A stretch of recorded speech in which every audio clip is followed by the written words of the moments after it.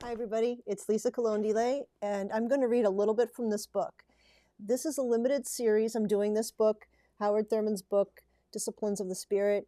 I'm doing it on my podcast, but some of you don't listen to my podcast, and I still want you to have the benefit of hearing some of Howard Thurman's wise words, especially on his chapter on suffering. This is Sylvie, my daughter's cat.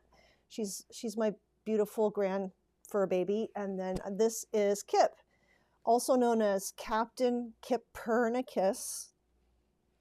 So on page 84, and I'm wearing my hat because it's very wintry here. It's 24 degrees Fahrenheit. So let's see.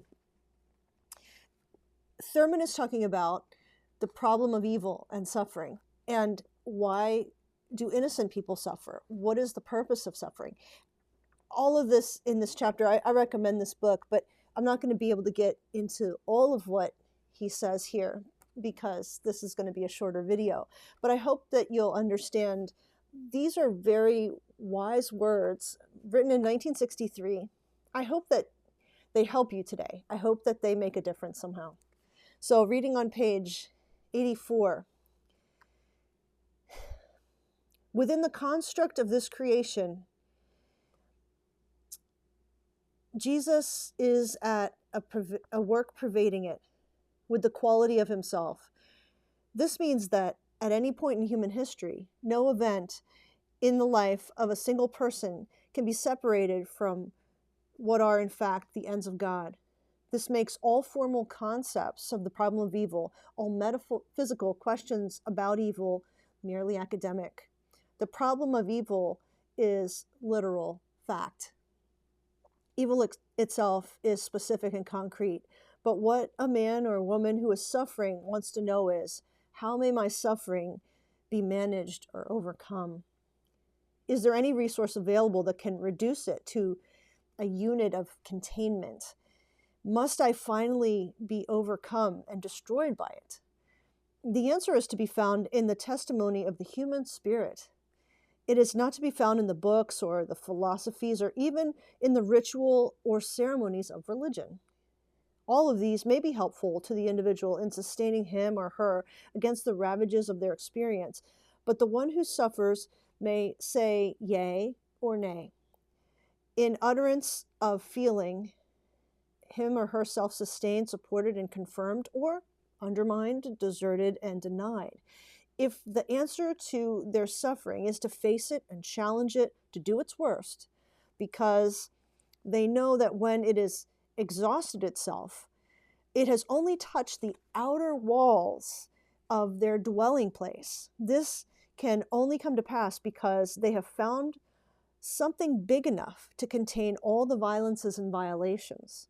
They have found that their life is rooted in a God who cares for them and cultivates their spirit, whose purpose is to heal all the untutored, recalcitrant expressions of life.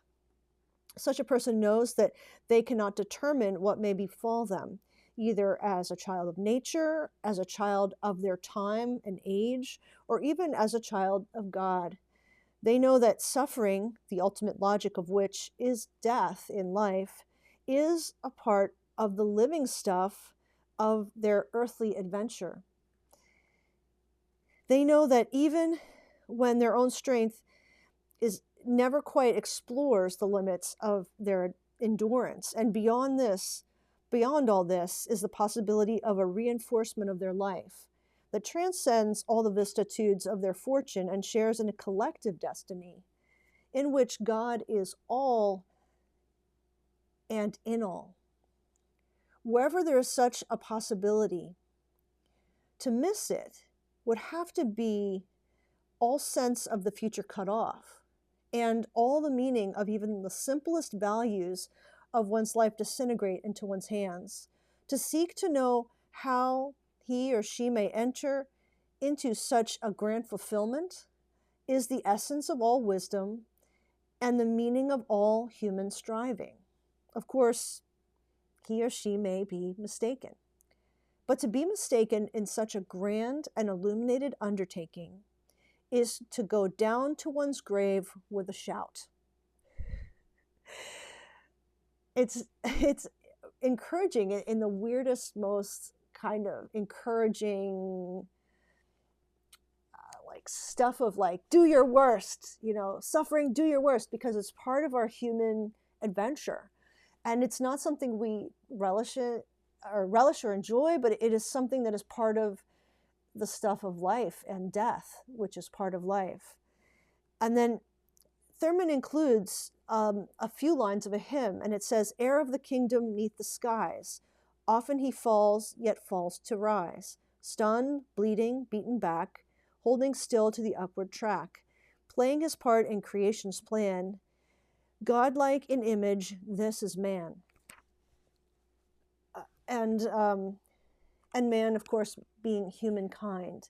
Sometimes when I read Thurman's words, he uses man, his, all the time, and it's sometimes hard for me to put myself into that. So I try to neutralize that with saying she and her and all that stuff, because then it penetrates my heart and I can absorb it better. Thurman was no stranger to suffering. His family suffered. His grandmother was a slave on a plantation in Florida. His whole family knew suffering, and he suffered the loss of his father when he was just 7, which was met with much discouragement because he was not a member of their church, and his church did not want to do a funeral service for him. But his grandmother, former slave, demanded that that be done, demanded that they do right by his father. So I hope that brings you something today, and let me know what you think about what I just read.